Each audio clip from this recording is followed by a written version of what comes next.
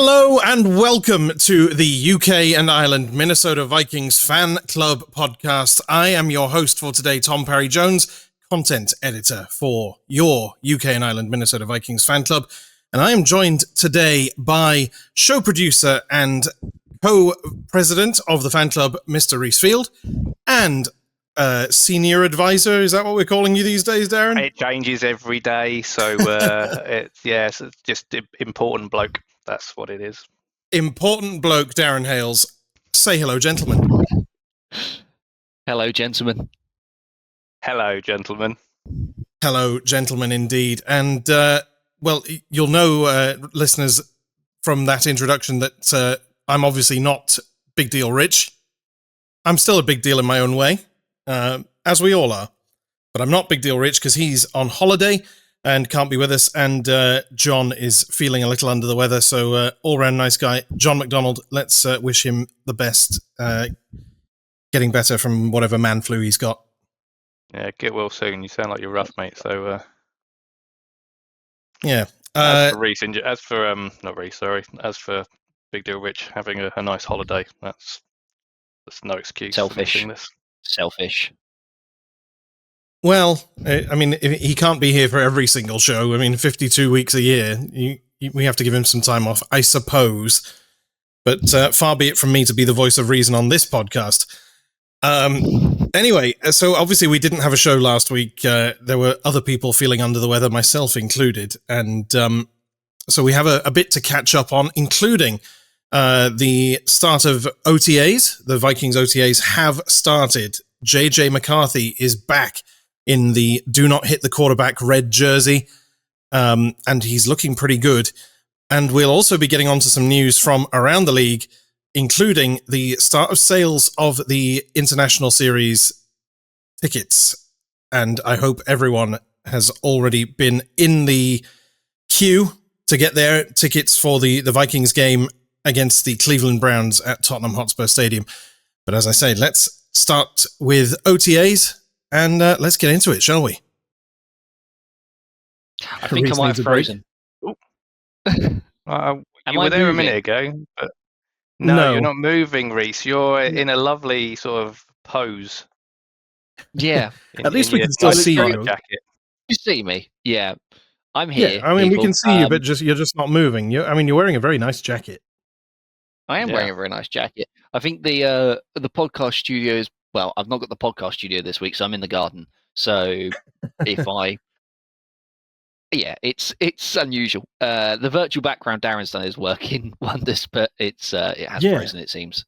Unfortunately. Yeah. So we'll start off with some technical issues, but never mind. Anyway, let's get into it. Reece, so we can still hear you, and we can hear you talking to us about OTAs. What have you been following? What's been going on? Tell us what you've heard from Minneapolis. I have heard that JJ McCarthy looks very good. I mean, we only have so much access over here, and our access is that people have better access than we do. We listen to them, and the consensus is JJ McCarthy looks very good, has an absolute cannon for an arm, and has picked up where he left off last season before he got hurt. Yeah, and I think that's something that we knew before signing him, that he had a cannon of an arm. But just good to know that he hasn't lost it, having gone through that meniscus injury, right, Darren? Yeah, because obviously lots of people would go to that statement. What do you mean? He hurt his leg, not his arm. But most of that power comes through your legs. That's where the mechanics come in for those that. So I hear. Not that I've ever tried. I haven't had any power in my legs since about 1993. Yeah, we're not good. Yeah, let's not talk about our own ailments. I could. Oh, hello, garden view. Well, Reece is back. I figured it out. Yeah, the background was the issue.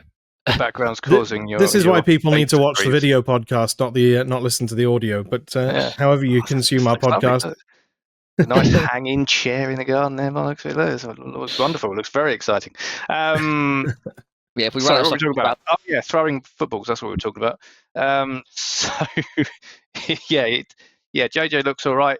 I know, Reece, you saw some stats that around JJ that he's been putting up some numbers. Don't know if you want to explain what those numbers are. They are unofficial. They're based on the notes of reporters who were there, but I think they've got him of having 88% completion out of 68 or 66 passing attempts, 23 touchdowns thrown, and only the one interception, which was on his first rep of Friday's practice, where he threw a ball across the middle. It's something that in the season Justin Jefferson would really make a play for, but this instead was something that was tipped up and picked off by Ivan Pace Jr. And that was the end of the low points for JJ McCarthy, it seems. And he seems, well, from everything we've heard, he sounds like he's very, very good. Indeed. Yeah. I mean, I'd caveat, as always, I'd caveat those numbers given what, the circumstances he's in. There's not much in terms of pressure from defensive lines, so he's going to have a lot more time to pick out those passes, not so much pressure. But all you can do is what you need to do in those situations. And to parrot Kevin O'Connell whenever he gets asked in the older, is that this part of the season is not about numbers or who's playing where in terms of first or second team reps, etc. This is the learning phase, so everybody is there to, fail in a safe environment and try stuff. And so, but yeah, it looks good. And yeah, I think the other thing that was interesting was around this OTAs was that came out that everyone that can perform in terms of physically, they're not injured or anything, and even if everyone is in the building, which is quite uncommon for the first OTAs. So that's really reassuring that everyone is coming into the building to put in the work from day one. So that's quite touch wood, we've got no injuries, no contract holdouts. Yep. Well, the biggest contract question's pretty been sorted impressive as well with Kwesi as well. So that's even Kwesi's been tied down to a long-term deal.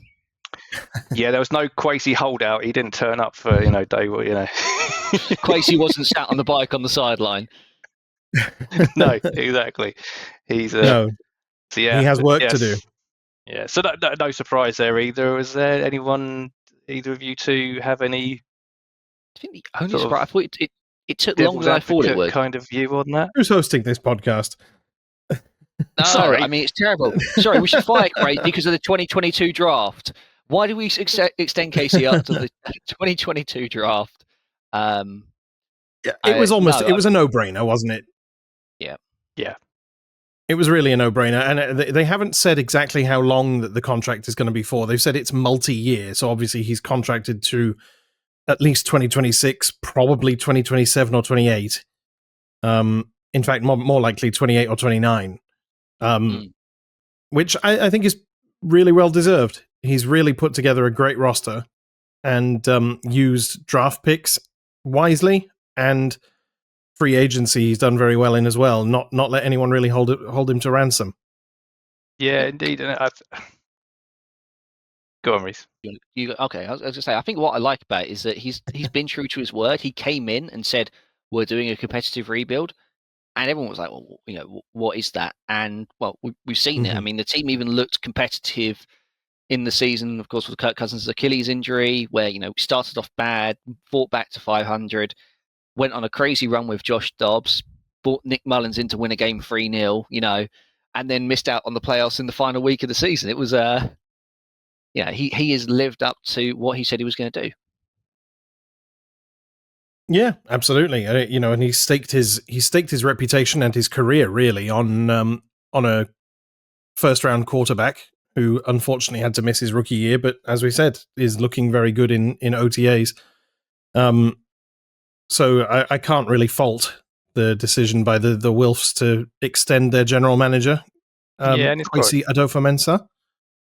And just from a business point of view, GMs and they're not hitting caps. They're not so.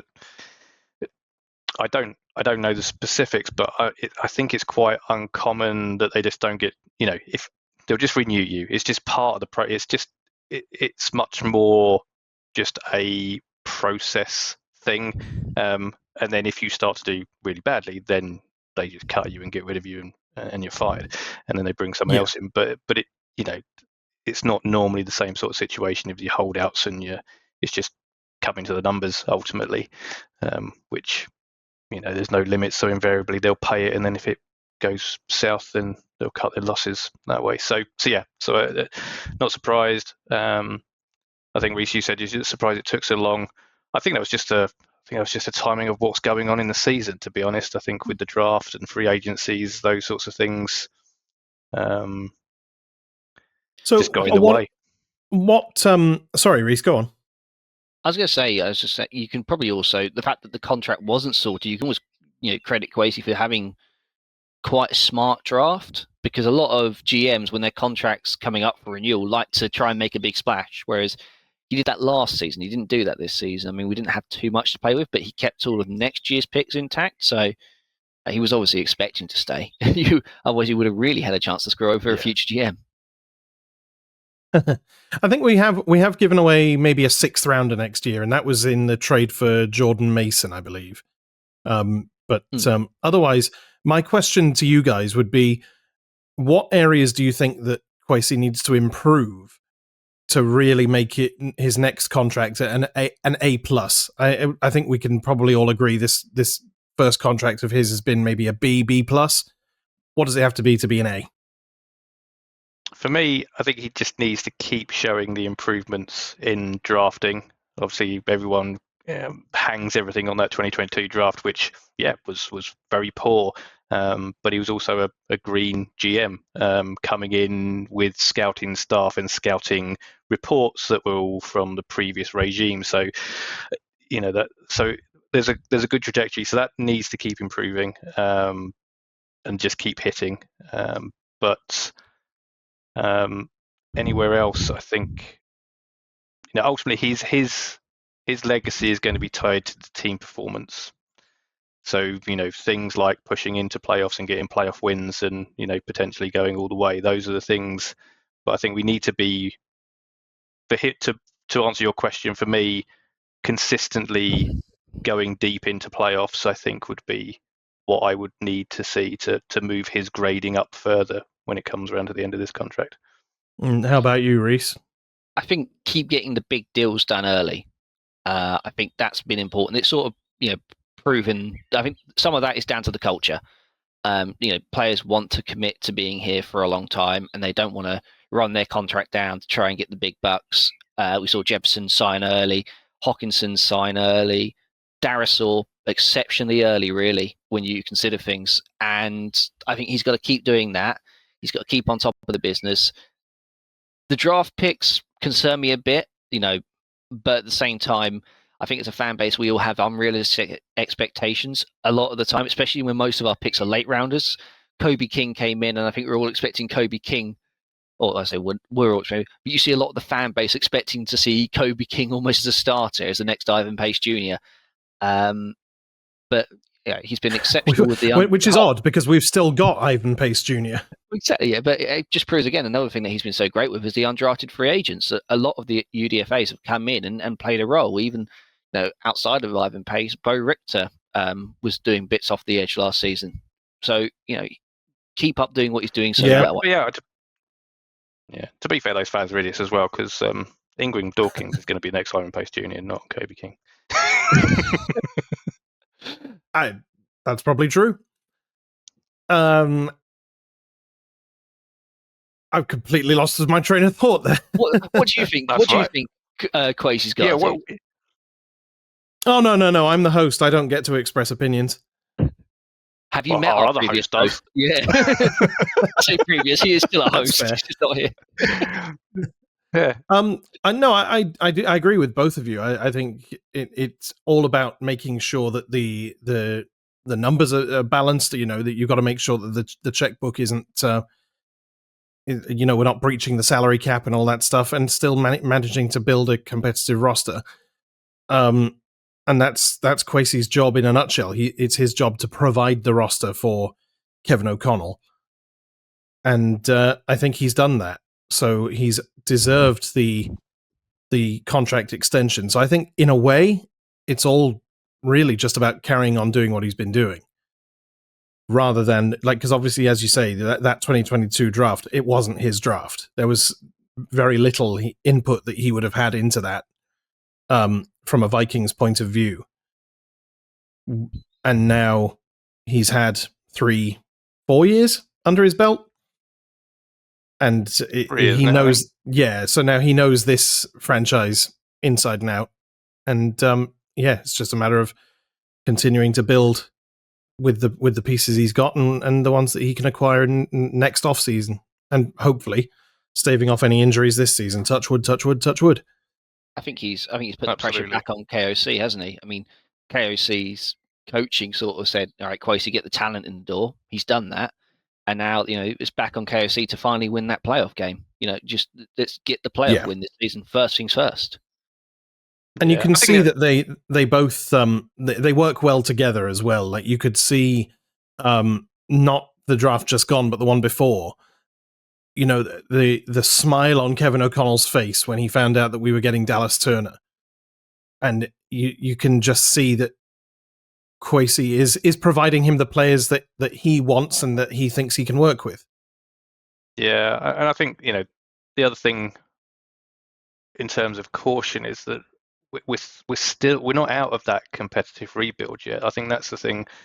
With JJ coming, everyone's on that, and I think there's this potential perception where we've reached the top of the mountain now, and now it's all it's the easy part where we're going to go on and do stuff. But if you look at the 53, the 90-man roster, and what might be the 53, there's still the depth is still not quite there yet. That's if you look at first teams, that looks great on paper, but when you start to look at depth, and not just in a cornerback, but cornerback is obviously one of the glaring areas, but even on the offensive line, for example, and I know Rich is not here to defend himself, but this was one of my concerns when we completely went all in on the offensive line, is that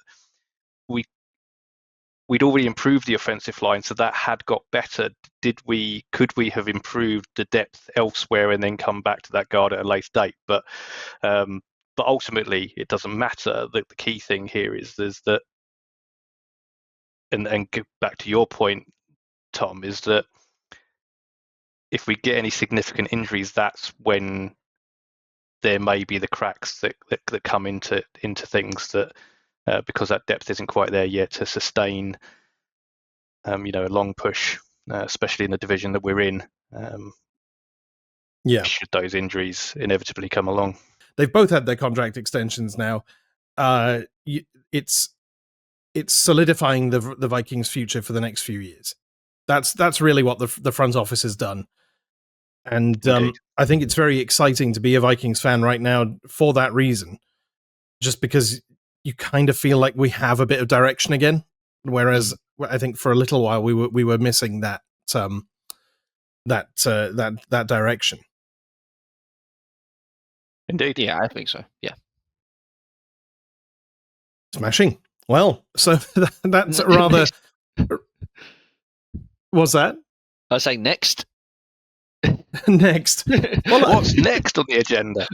I wasn't even sure we were doing a show today, so I'm completely all at sea in terms of what we're covering next. Reece, have you any suggestions for what we can talk about next? Yeah. One thing we were Mr. Show Producer. We were sitting on, which is which Viking are you most excited to see play in the UK and Ireland this season without the obvious JJ McCarthy being listed? Well, in that case, since you've proposed it, why don't you offer us up a name to start with, and then we'll come to Darren next. Yeah, Reece, give me a minute to think. Sure. Mine's Mekhi Blackman. I'm really intrigued to see what Mekhi Blackman is going to be like after, coming back from a nasty, nasty injury. I mean, Tom, you and I spent quite a lot of time with Mekhi, it feels like, over a weekend. Even though it was only a fleeting few hours, it was really nice getting to know the guy, and it was gutting to see him go down on the first day of training camp. I mean, he's always been one that's there's no John will not have any issues with me saying this. He's John's got almost a bit of a special relationship with Mackay in the sense of he recognises John. He has come and said hello to him. Just walked up to John rather than being the other way around. The NFL. You know what the embarrassing thing is? That Mackay recognises John more than John recognises Mackay. Yeah, that clip will never see the light of day. You're always going to know the face of your stalker, though. To be fair, so well, it must be nice that for you at least, Reece, that John isn't here today to steal that answer from you. I think that's a pretty good answer. I like that, Mackay. Because as we sorry, go on. No, exactly. You continue. Well, I was just going to say, as we've just touched on, the cornerback room at the Vikings is one of the weakest areas in our roster right now, and to have a third-year cornerback coming back from injury to bolster that room is a real plus going into the 2025 season. Yeah, and he was drafted as someone who was like ready to play straight away as well. I think even though he was the final pick on day 2 of that draft, he was drafted as someone who is, you can come in, you can play. We know you've got the ability to do it. We were confident that you were going to fall to us at this point, which of course he did. And considering all the question marks around the cornerback room, I thought he was very good in his rookie year, apart from one play against T. Higgins. And other than that, who is a player that can make any cornerback look silly. Yeah, exactly. So, and that was more that I think he wrongly assumed that Byron Murphy, I think it might have been Byron Murphy, had him out of bounds. And so he sort of just stopped on the play, and then T. Higgins just turned around and reached for the pylon. In that highlight clip that just somehow happens to flash up on all of our timelines for the rest of the offseason. Yeah, well, it was a classic rookie mistake, but but it's, you kind of expect those. But he definitely was showing improvements, and I think exclusive, all of us were excited about him last season until he picked up the injury, and well, I suppose the hope he's still got to prove it, though. He's still he was showing signs of being a good player, but there's a difference between showing signs of it and then especially coming back. So again, it's more telling myself this than other people, but just trying to set my own level, my expectations that he's not going to come in as a some superstar straight away necessarily. He's going to take some time to bed in, but I still see him as probably being one of the key starters, probably at right cornerback. Yeah, I'd imagine that's probably the position he'll slot into. I mean, the hope now is that he's spent this year not playing, as well as doing his rehab. He will have spent in the film room, making sure he knows exactly what's going on and familiarizing himself with this Vikings playbook, making sure he's ready to hit the ground running in OTAs right now, I suppose. Indeed. Darren, have you got a name for us? Who's the player you're most excited to see this season? So I'm trying to think of players that maybe didn't play in London last year. So either new acquisitions or players that weren't available. So I can't remember. So correct me. But was Hockenson back for the London game? I don't think he was he? So that's where I would go. It would be Hockenson playing in London, or Ireland, or both, preferably. So both would be good. Exactly. So that was definitely a player that, just a player that I enjoy watching generally. So to see him it live in the flesh, so to speak, he would be the player that I would pick. And there's a couple of others that if you'd told me that I was wrong and that I just completely missed him that day, then there have been some backups, but no. I think they gave him the bye week to get a bit of extra fitness, didn't they? And I think there was rumours that he might make it, but they ended up. They were clever with it. They didn't activate him until after. They activated him on the Friday before the game, which meant that he had the bye week and the entire week after the Rams game to get healthy, because of course the Rams game was a Thursday night that year. But Hawkinson's someone who, of course, has actually got a 100% scoring record when we've been there watching him in the same stadium. Because that's true. In the game where the Passionate came crashing back down to earth, Hawkinson did find Pater. Indeed. Yeah, that's true. No, I think I'm excited to see that as well.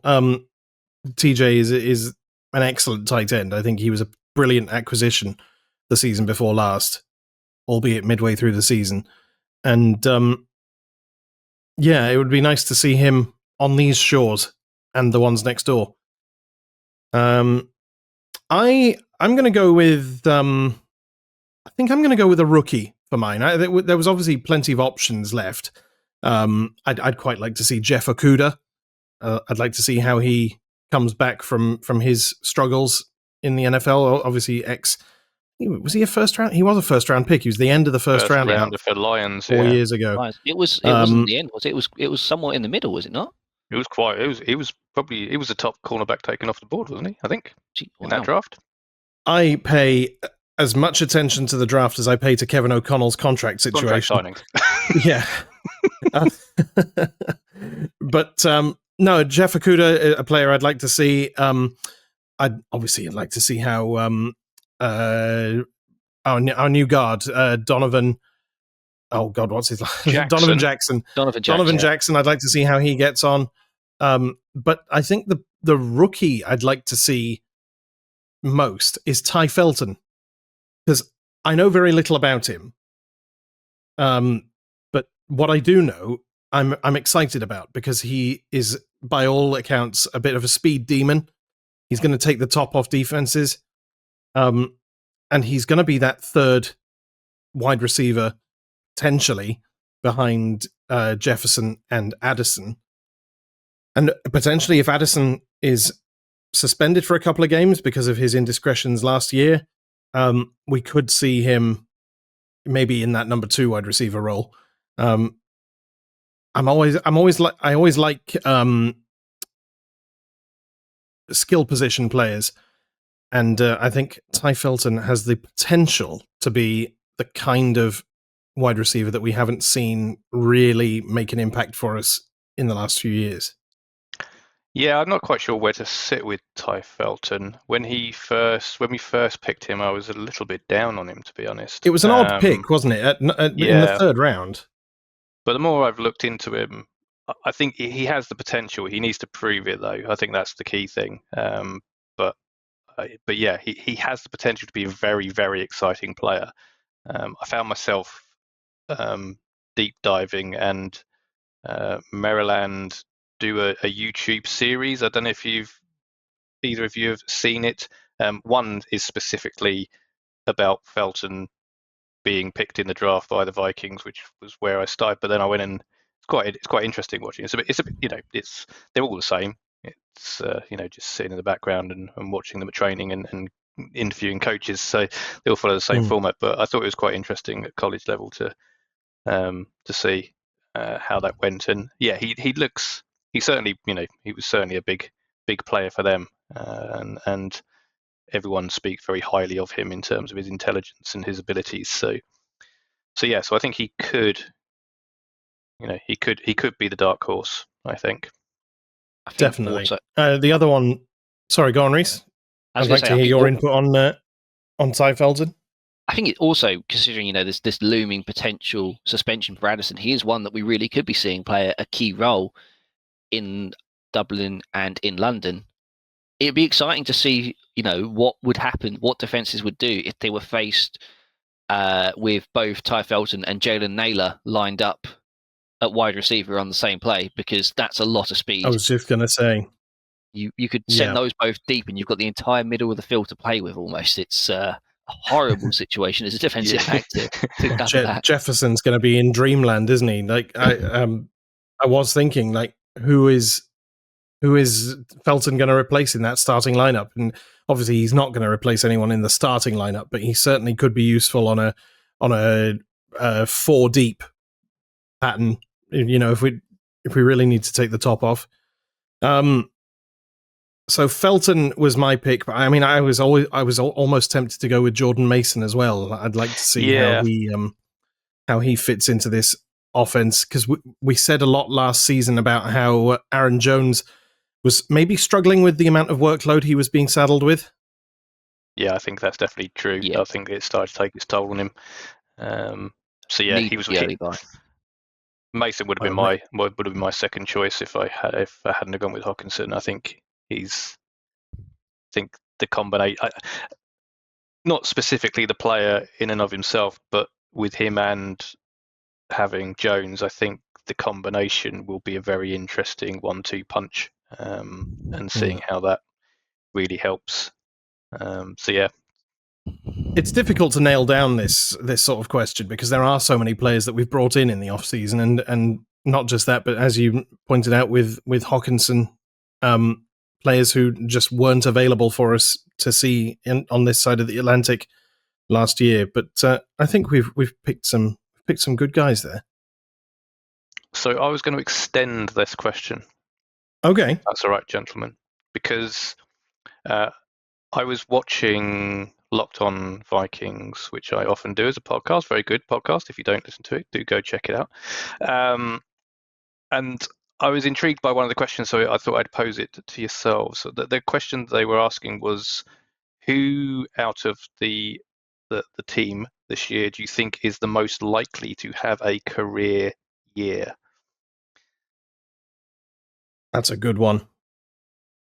Do you want to answer it now, or do you want to save it for when we're light on content for the next few weeks?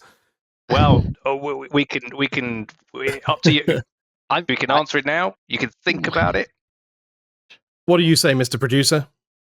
I mean, I'm tempted to try and answer it because it's a really a good thinking question. Sure. I'm sure it's got listeners, scratching their heads as well. I think.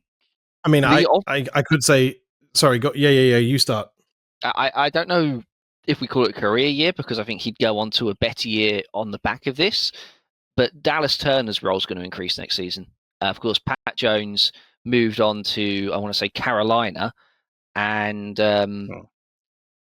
now will Dallas Turner fill into that or step into that role that he held as the third defensive end? And I think he will. I think it'd be good to see him with more production. I think his role might be simplified if he's stepping into that Pat Jones role, because Pat Jones was more, rush the passer or, be an extra body to stop the run when you're in a nickel package and they still, the offense is still in a running situation. So I'm keen to see what he can do. I think this is a big year for him. He has to take a step up, because if he doesn't, it's going to be a bit nervy because of what we gave up to get him. Yeah, it seems fair. I like that. I was going to say the year of his career so far. Well, it's obviously going to be JJ McCarthy. He's going to have a great year. It'll be very disappointing if he has his career year in his first season, and then everything after is downhill from it would there. It would be very Minnesota, though, wouldn't it? It would. Oh goodness. It would be. Gosh, a career year. You know what? I mentioned him just now. I could actually see it being Jordan Mason's career year. With the amount of work that he's going to get in this in this offense, sharing the workload with Aaron Jones, I don't think he's ever quite reached the levels of a RB1. But with the way we are going to run things this season, I could definitely see him putting up, I don't know, 600-700 yards. Yeah, again, I think that he's definitely a potential candidate. I think two other candidates for me. So loads of people are going to go JJ just because JJ seems to improve, but he's got going over 1,800 yards. That to get to a new career year. Jefferson here we're talking. I think is Jettis. Jets. That's going to be a struggle. I think I mentioned him earlier. I think TJ Hawkinson coming back with a full pre-season has a shout. The other interesting one is Will Fries. Ooh. Because Will Fries hasn't really played too many full seasons. So although he's always looked good, injury has always plagued him. Now, that's not to say that I'm confident that we're going to get a full season out of him. I've got everything crossed for that. But that's obviously the risk with him. But if he plays a full 17 season, I think he could also be a potential for having a career year. I like the sound of that. I mean, there are players who you always hope that a player is going to have a good year, but if you're hoping for a career year, you're almost saying, well, you're never having a better season than this. And I never want to wish that for any player, but we'll see how we go. Josh Oliver's another one, isn't he, as well, though? Because you think of Josh Oliver's contract situation. This was the year that everyone assumed, we're just going to get rid of Josh Oliver because I think he didn't carry any dead money. He was quite a high hit against the salary cap. And so it was almost like, the first 2 years of Josh Oliver didn't work out. This is just, a gimme here, have 14 million cap space back. But we've kept him on.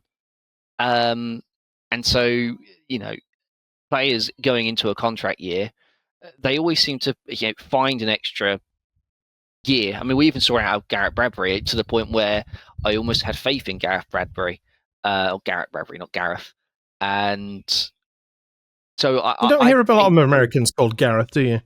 No. No, it's a very Welsh name. Lovely name. Gareth Bradbury sounds very Welsh, actually, when you think about it. Gareth Bradbury plays for the Minnesota Vikings. Exactly. I don't often get to do my native accent on this podcast. I'm trying my best to keep it under wraps most of the time. I know, and now you just added an extra editing challenge because I'm going to have to get subtitles in. Good luck, audio listeners. Dear, oh dear. So yes, the 2025 season, plenty of players to get excited about, to see in the UK and Ireland next, only a few months now. What is it, 4 months until the Vikings are in the UK? Less than that until they're in Ireland. Less than that, yeah. September the 28th, isn't it, for Ireland? So back end of September. Goodness me. And by the time this podcast goes out, it will probably be almost exactly a month until the Vikings game against the Cleveland Browns at Tottenham Hotspur Stadium. And obviously, we play the Pittsburgh Steelers at Croke Park in Dublin a week before that. Shall we talk about the ticket situation? It's a bit of an odd one, isn't it? Because at the time of recording, tickets are still available. Yes, they are. I even tried to get onto the queue just before this, and there are still thousands of tickets available. It's an odd... I mean, Well, you say queue. There is no queue now. You just go straight in. Yeah, exactly. Just waltz right into the ticket store. I got mine on the weekend. I purchased a few just to be sure that I'm going, and I've sorted out everything else, and so I'm like, I'm going to get my tickets now. I was playing it quite low risk, thinking the secondary market was always going to have some anyway. I wasn't going to stress and miss work or whatever to get tickets, and I got my hands on some. Sure. So there are tickets still available. So don't panic. What I would just say is, of course, they are sort of all category 5 to 3. So if money is an issue, again, do not panic, because they will come on the secondary market. They always do. That's been one of the things, though, this season. Though I think with the removal of season tickets, and so that essentially making it a free for all for all of the tickets now, the NFL have taken the opportunity to really ramp up the ticket prices, and it's shown that the fans have kind of responded by not turning up in the numbers that they once would have. I think also, I think it's the season ticket holders were told to buy. Effectively, you can buy up to 6 tickets. That's what they were sort of given a pre-sale, weren't they? And I don't think as many. And they didn't. They appear not to have. No, I mean, and why would you? Unless you That didn't make sense. I didn't need 6 tickets before. Why am I going to need them now? Yeah, it's an odd one. Unless they're almost giving them carte blanche to say, you can have 6 tickets. We know you're going to sell them on and make a bit of money off this. But that seemed to be the messaging, didn't it? Even if it was not kind of official. But I think what's caused this situation, I don't think it's any one. I think as all the things that we've mentioned have had an impact on it. Obviously, the season tickets no longer existing. That's possibly prevented people just having tickets for a game that they never intended to go to in the first place. The ticket prices has priced people out. That's without question. Obviously, with additional games going on around Europe, there's more chance that your team might be playing in Germany or Spain, which means that that's where your focus is going to be. So I still think the Tottenham Stadium will sell out. I think it's just going to take longer to get there than we have seen in the past. And like you say, I don't know. It'd be interesting to see, because as you say, Reece, the message has always been don't panic, because the secondary market will always kick in, and most people that we all know that have wanted tickets, even if they didn't get them in the first wave, have been able to get them. But that was on the bedrock of season ticket holders having tickets that they may not have wanted. So there's part of me that thinks the secondary market might not be as buoyant. That's not to say, and just to be clear, that's not to say that they won't still have a secondary market that's there. But I wonder whether it won't be quite as buoyant as it has been in the past, because of the fact that the people that have been sat in queues and buying tickets for these games are want to go to this game. They don't just have the tickets. So it's going to be more the people that bought them, and then things have come up means they can't attend anymore, and those sorts of things. Yeah, the NFL took a big risk by taking away season tickets, because I think, as you were sort of intimating, there were people who had tickets and renewed them because they like going to the games, but now that they've had them taken away, they've had no incentive to rebuy. Yeah. They're just going, well, that's an expense I don't need anymore. Almost taking the opportunity not to re-up. And what were the chances of getting 68,000 or 67,000, whatever the capacity is, of fans of the Minnesota Vikings and the Cleveland Browns? No, obviously we love our team, but I don't think there are 30,000 Minnesota Vikings fans in the UK.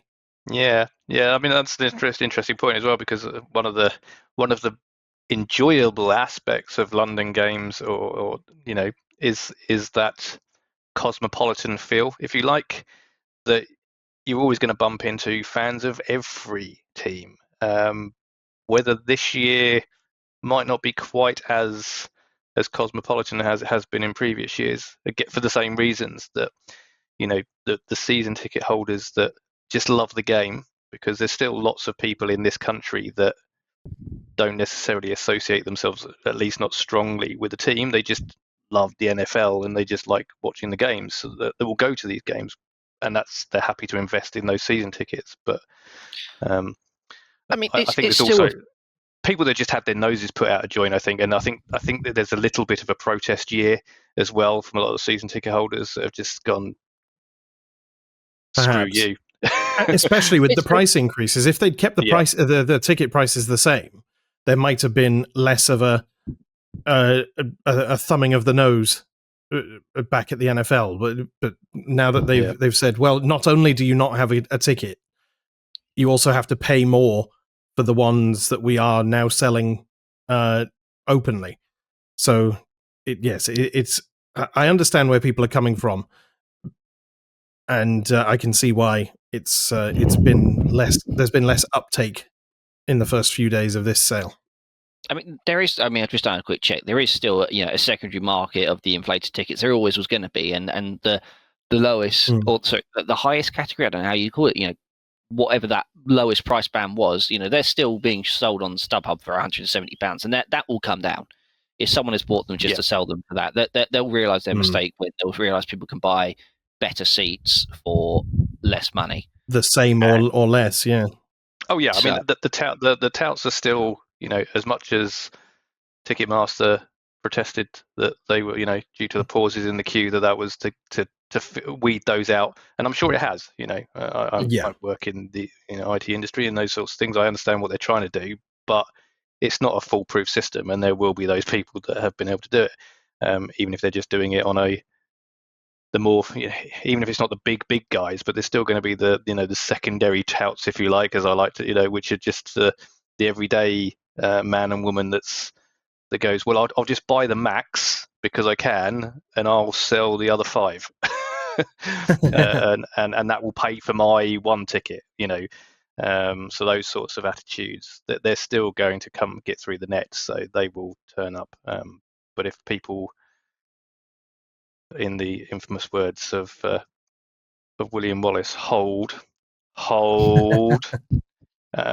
those prices will come down.